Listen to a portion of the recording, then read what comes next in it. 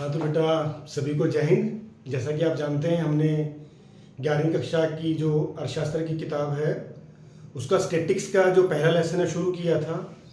कल हमने उसकी लिमिटेशंस के बारे में बात की थी।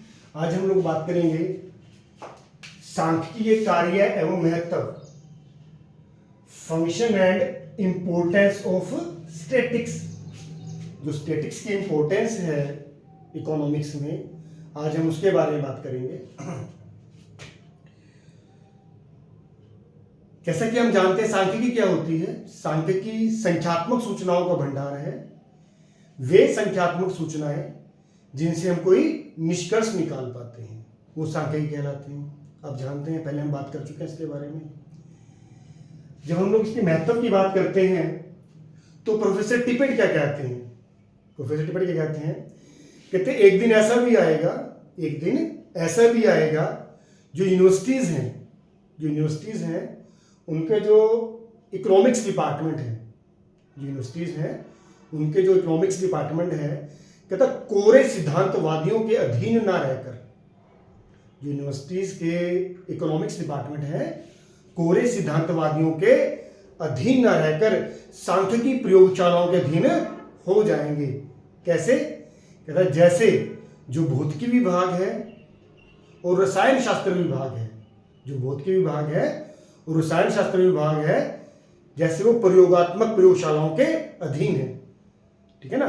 जैसे आपके ये प्राकृतिक विज्ञान है, जैसे आपका ये उसके पार्ट हैं, ये फिजिक्स है, आपका केमिस्ट्री है, इनकी स्टडी करने के लिए कहीं ना कहीं आपको जो प्रयोगशालाएं होती हैं, उनकी लेबोरेटरीज होती हैं, उनमें काम करना पड़ता है, तभी आप इन विषयों को समझ पाते हैं। ऐसे इकोनॉमिक्स के बारे में कहा जा रहा है कि आने वाला समय भी ऐसा आ सकता है कि जो इकोनॉमिक्स का जो अध्ययन है कहीं ना कहीं वो सांख्यिकी प्रयोगशालाओं में उसका अध्ययन किया जाए। इसमें टिपेट साहब ये कहना चाह रहे हैं। अब हम लोग जो महत्व की बात कर रहे हैं, जो वर्तमान समय है, धीरे धीरे स्टैटिक्स का महत्व इकोनॉमिक्स में इतना ज़्यादा बढ़ता जा रहा है कि ये कहना किसी भी तरह से कम नहीं होगा कि जो इकोनॉमिक्स है उसकी जो बेस है, जो उसकी आधारशिला क्या है, वो स्टैटिक्स है। स्टैटिक्स मतलब सांख्यिकी है। ठीक है ना। ऐसे हम देख रहे हैं कि जैसे एक विषय है इकोनोमेट्रिक्स, जिसको हम अर्थनीति बोलते हैं, ये भी स्टैटिक्स का ही पार्ट है। धीरे धीरे हमने भी इकोनोमेट्रिक्स को एक विषय के रूप में इकोनॉमिक्स में शामिल कर लिया है, क्योंकि ये स्टैटिक्स का पार्ट होता है। ये क्या बताता है? ये आपका सांख्यिकी के बढ़ते प्रभाव को बता रहा है कि इकोनॉमिक्स में कितना प्रभाव इसका बढ़ता जा रहा है। हाँ तो बेटे हमने महत्व शुरू किया था, तो महत्व जो क्या है सांख्यिकी कार्य, महत्व क्या है इसका? सबसे पहला बेटे आर्थिक समस्या की परिमाणात्मक अभिव्यक्ति, यानी कि क्वांटिटेटिव, मात्रात्मक, परिमाणात्मक, quantitative expression of economic problem. देखिए बेटा, कोई भी आर्थिक समस्या है, कोई भी किसी भी तरह की है, चाहे बेरोजगारी से संबंधित हो, चाहे गरीबी से संबंधित हो, चाहे आयात निर्यात से संबंधित, किसी भी तरह की कोई भी आर्थिक समस्या है, अगर आपको उस आर्थिक समस्या को समझना है, उसकी एक्सटेंट कितनी है, मात्रा कितनी है, समस्या ज़्यादा बड़ी है या ज़्यादा छोटी है या ठीक ठीक सी है, तो कहीं ना कहीं हमें उनकी जो परिमाणात्मक रूप में हमें समस्या चाहिए, उनके आंकड़े चाहिए।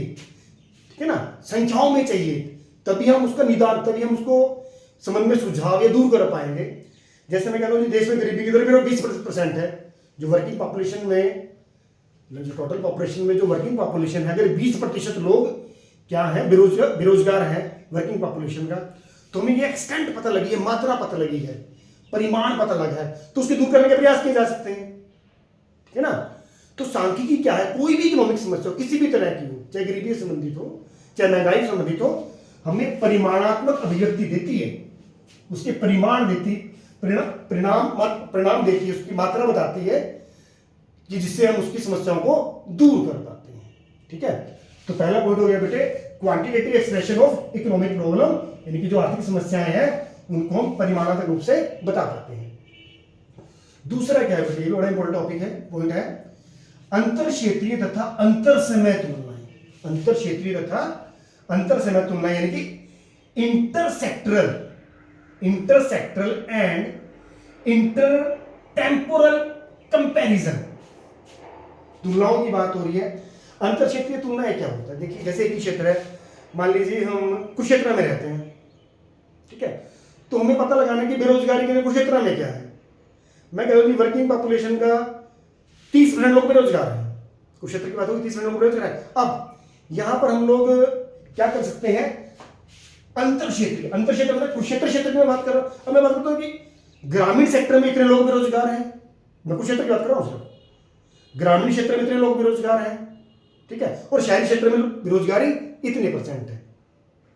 बात समझ में आ रही है? ऐसे में अगर मैं हरियाणा की बात करता हूं, हरियाणा में मैं बेरोजगारी की ही बात करता हूं, तो हम लोग कह सकते हैं कि शहरी क्षेत्रों में बेरोजगारी की दर इतने % है, मतलब वर्किंग पॉपुलेशन का जो लोग काम करने वाले लोग हैं उनमें से शहरों में इतने लोग बेरोजगार हैं और गांवों में इतने लोग बेरोजगार हैं। तो ये क्या है, अंतर क्षेत्रीय तुलनाएं, इसमें शहरों में और गांवों में। ऐसी आप जो विभिन्न स्टेट्स हैं, जैसे हरियाणा है, पंजाब है, यूपी है, बिहार है, मध्य प्रदेश है, राजस्थान है, ये जो विभिन्न स्टेट हैं, इन स्टेट्स में भी आपस में चाहे गरीबी संबंधित हो, चाहे एजुकेशन संबंधित हो, चाहे बेरोजगार संबंधित हो, आप अंतर क्षेत्रीय तुलनाएं कर पाएंगे।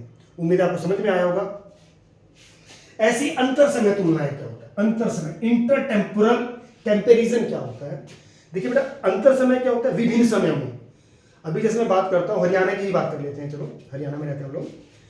मैं बात करता हूं कि जैसे अब 2024 चल रहा है, मैं कहता हूं कि हरियाणा में 2024 में जो बेरोजगारी की दर 18% है।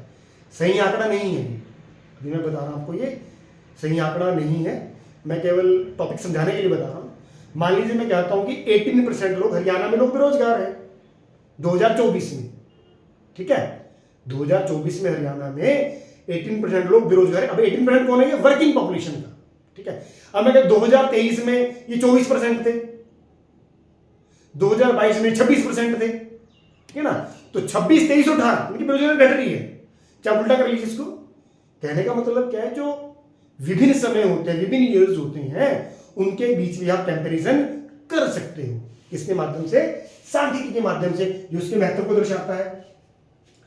इसके बाद हम बात करते हैं कारण परिणाम संबंध ज्ञात करना,